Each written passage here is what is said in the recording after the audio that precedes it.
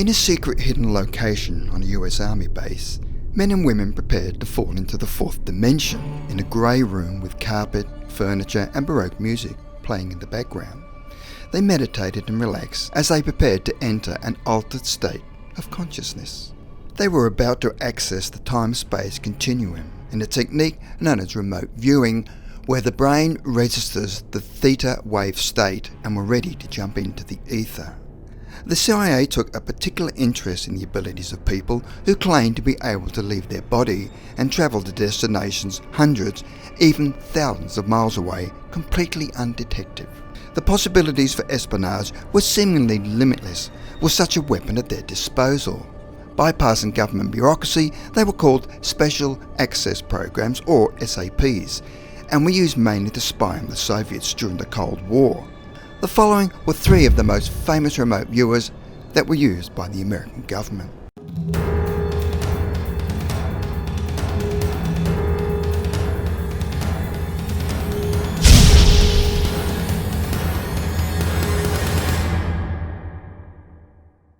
Number 3. Ingo Swan.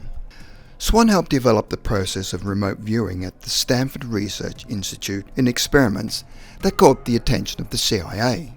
Swan's early work in parapsychology made him a psychic superstar in that field. His involvement in government research projects required the discovery of innovative approaches towards the actual realizing of subtle human energies. He is commonly credited with proposing the idea of controlled remote viewing, where he was given nothing but the geographical coordinates and was often used to spy on the activities of the Soviets during the Cold War. He had repeatedly proven his skills, and his success rate in terms of key espionage information was very high. Strangely though, on one occasion he was presented with coordinates and asked to remote view what was there, and found himself leaving the Earth and heading towards the dark side of the Moon. Swan claimed he could see buildings and glass dome-like structures. His spiritual body entered this moon city and he noticed living beings, and they seemed to notice his presence and appeared not to be human. Swan wrote many books, and one of them was titled The Question of Extraterrestrials and Human Telepathy. Number 2. Joe McGonagall. One of Joe's first experiences happened in 1970 whilst he was in the army and was out to dinner with friends, where he had taken a few sips of wine and suddenly felt ill and went outside to get some air. And as he was going into the rain, he heard a pop and found himself hovering over the road, and the raindrops were going through his palms and he wasn't getting wet. The rain was passing through his hands. Joe hadn't realised that it had collapsed and started to convulse. He was taken to an emergency room and found himself falling through a tunnel that was lined with people, and they were all yelling at him and grabbing at him, and found himself reviewing his past life. He then found himself in a beautiful white light filled with unconditional love. Joe had had a near-death experience, or NDE. It was a few years later that he became involved in Army intelligence, where he was able to practice his abilities as a psychic and remote viewer.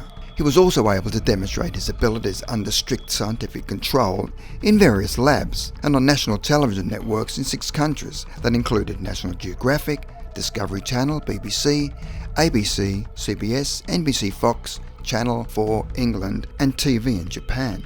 According to McGonagall, remote viewing is even possible and accurate outside the boundaries of time, and says he had remote viewed into the past, present and the future, and had even predicted future events. He claimed to have remote viewed a Chinese nuclear facility and the Iranian hostage crisis. McGonagall says it isn't the remote viewing that's dangerous, it's the information and what people might do with it, and the greatest risk was a God complex, and that remote viewers themselves came away with an altered view of themselves and their place in the universe. For many, relationships and family and friends suffered as they moved into realms of human experience beyond sharing. Number 1. Pat Price. Pat Price was a successful remote viewer who worked with the American military, and one CIA official claimed that he was unbelievably accurate. Price also worked on the sponsored project called Stargate, working with maps and photographs provided to him by the CIA. Price claimed to have been able to retrieve information from facilities behind Soviet lines, and was best known for his sketches of cranes and gantries at a secret USSR facility during the Cold War.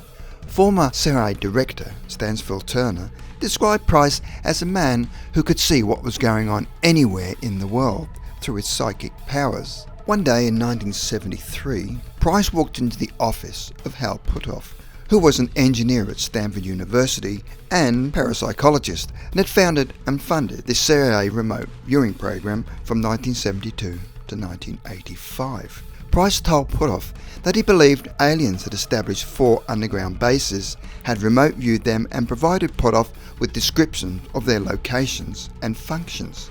Price said that the base inhabitants looked like us humans except for the heart, lungs, blood and eyes. He reported that the sites were highly protected with advanced technology and could communicate with thought transfer. The first base was in the Pyrenees Mountains between France and Spain, and described several craft as being in the launch recovery area and what looked like an electromagnetic field propulsion system. His second base was at Mount Inyangani, the highest mountain in Zimbabwe, Africa, and this base looked like it was used as a maintenance unit. The third base was at Mount Hayes, Alaska, and appeared to be a weather and geological centre with computer equipment and receivers as part of a detection system.